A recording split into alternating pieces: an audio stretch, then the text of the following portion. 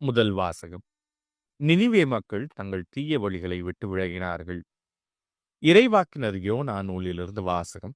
அதிகாரம் 3 இறைவசனங்கள் 1 முதல் 10 முடிய. இரண்டாம் முறையாக யோனாவுக்கு ஆண்டவரின் வாக்கு அருளப்பட்டது. அவர், நீ புறப்பட்டு நினிவே மாநகருக்குப் போய், நான் உன்னிடம் சொல்லும் செய்தியை அங்குள்ளோருக்கு அறிவி என்றார். அவ்வாறே யோனா புறப்பட்டு ஆண்டவரது கட்டளைப்படி நினிவேவுக்குச் சென்றார். நினிவே ஒரு மாபெரும் நகர். அதை கடக்க 3 நாள் ஆகும்.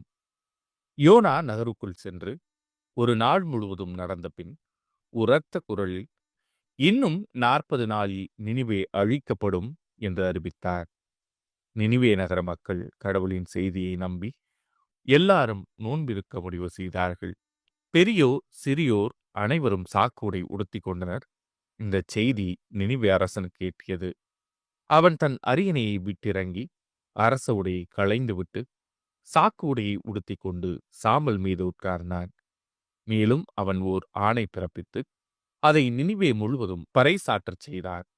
இதனால் அரசரும் அரச அவையினரும் மக்கள் அனைவருக்கும் அறிவிப்பதாவது: எந்த மனிதரும் உணவை சுவைத்துக்கூட பார்க்கக்கூடாது.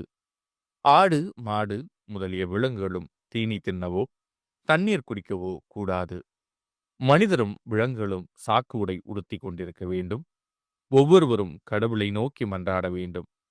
தம் தீய வழிகளையும் தாம் செய்து வரும் கொடுஞ்செயல்களையும் விட்டொழிக்க வேண்டும். இவ்வாறு செய்தால் கடவுள் ஒருவேளை தம் மனத்தை மாற்றிக்கொள்வார். அவரது கடுஞ்சினமும் தனியும், நமக்கு அழிவு வராது. கடவுள் அவர்கள் செய்தது அனைத்தையும் பார்த்தார்.